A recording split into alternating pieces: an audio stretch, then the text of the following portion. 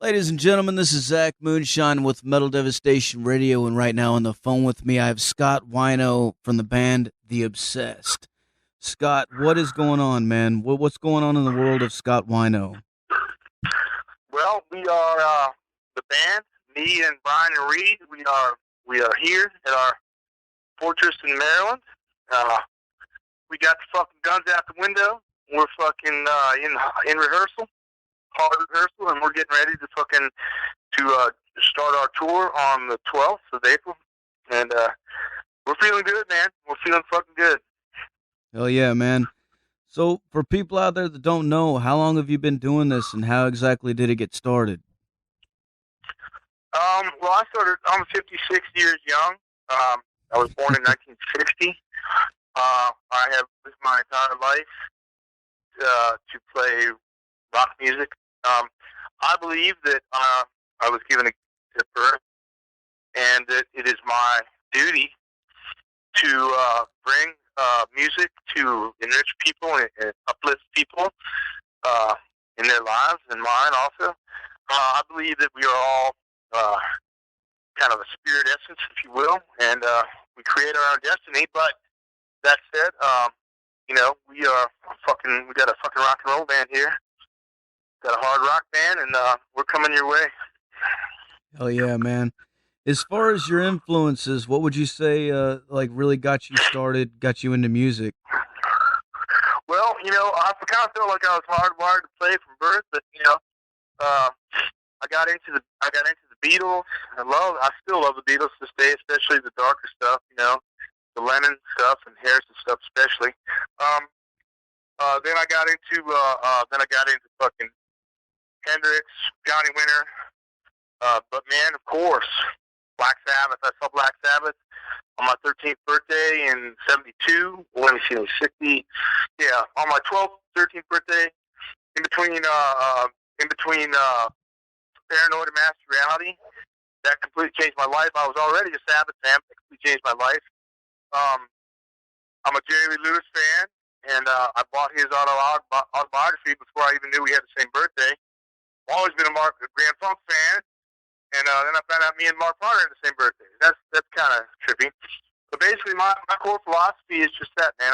I believe that I'm here to carry the torch, man. And we have a amazing band right now with me and Reed Rayleigh and Brian Cosentino. And I'm about as happy as one could possibly be, really. Hell yeah, man. As far as The Obsessed, how exactly, how did it come about that you guys, what made you decide to bring that back? Well, it's been a long road.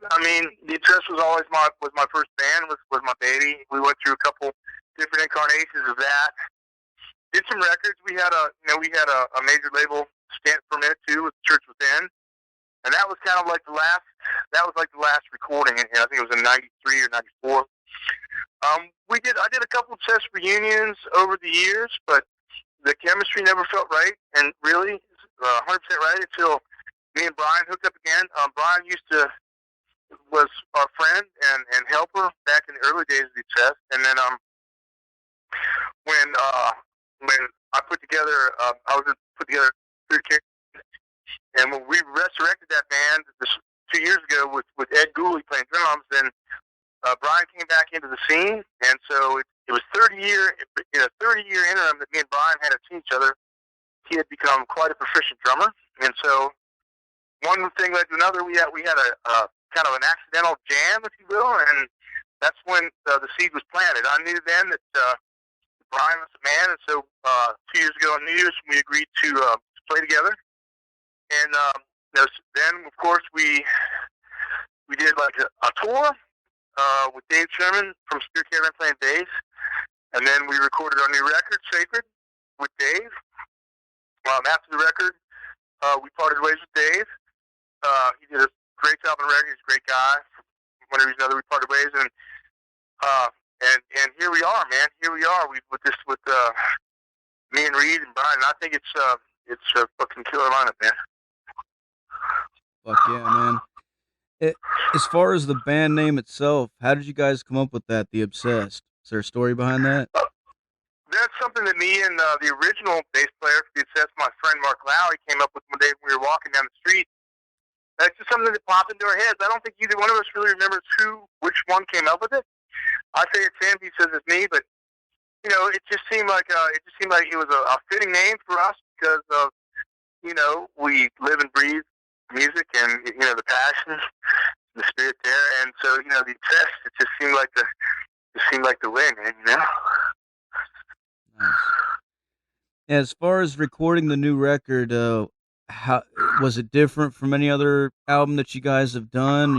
Has technology now, has that changed anything, or what was that like? we actually had the best of both worlds. Like our engineer, our friend Frank Marchand, he's actually known as the Punisher. He's actually our live engineer when we can afford him.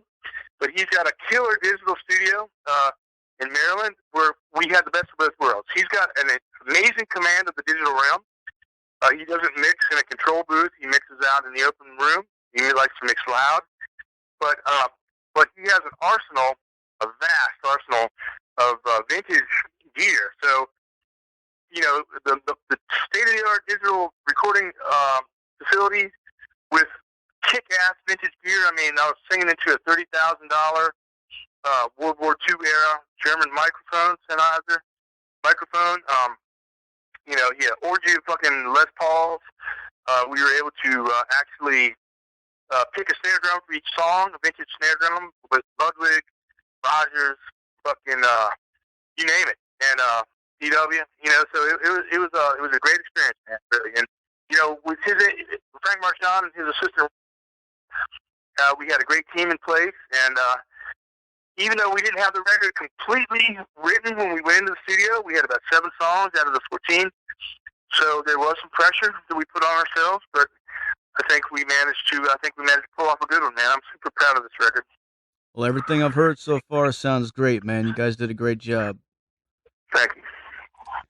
Now, as far as your live show, for people out there who have not seen you guys yet, what could you tell them to expect at a live show? Well, we play a pretty long set. I think we're playing about an hour 15 with encore. We're playing like 6 or 7 songs off the new record, and then we're playing the rest of old stuff too. We're going all the way back to the first test single.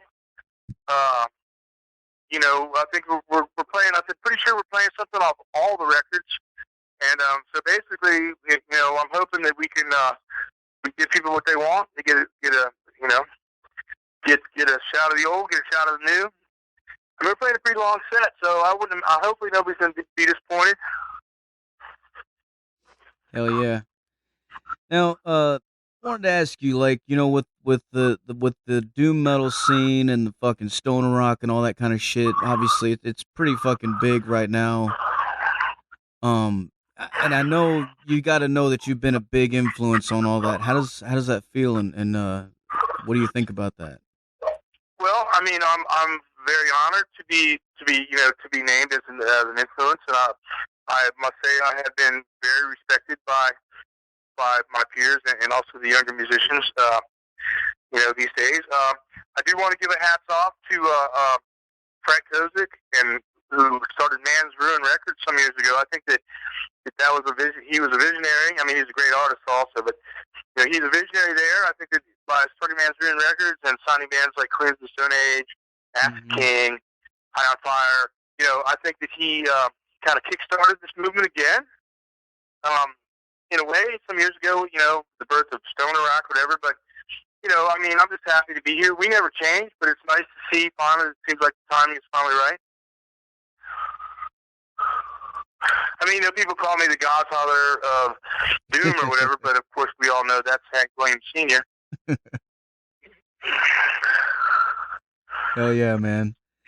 All right, well, Scott, what kind of plans do you guys have for the future right now? Well, we are hard at rehearsal. As I said, we will be taking to the road on April 12th. We've got a pretty long tour. We've got 7 weeks. We're touring with Calm to Burn. The first half of the tour will be with Fatso Jetson, Mario Lally. Used to be in Across the River, a seminal fucking rock band from the desert. Fatso Jetson, and then we're going to pick up slow pan for the last half. When we hit the West Coast, we're going to be supporting Weed Eater and Primitive Man with this package. I think it's going to be fucking slow down good. Yeah, man, we're bringing it to you, man. We're going to be going as hard as we can to make sure we get every city. And, we're just looking forward to playing our music for y'all. Badass, man. Badass. All right, well, Scott, before I let you go, is there anything else you want to add to let the people know? Well, I'll just say thanks a lot. Thanks to everybody for believing, and I hope to see you out there on the road. Hell yeah, dude. Well, before I let you go, Scott, I got to get you to make a station tag, okay? Okay.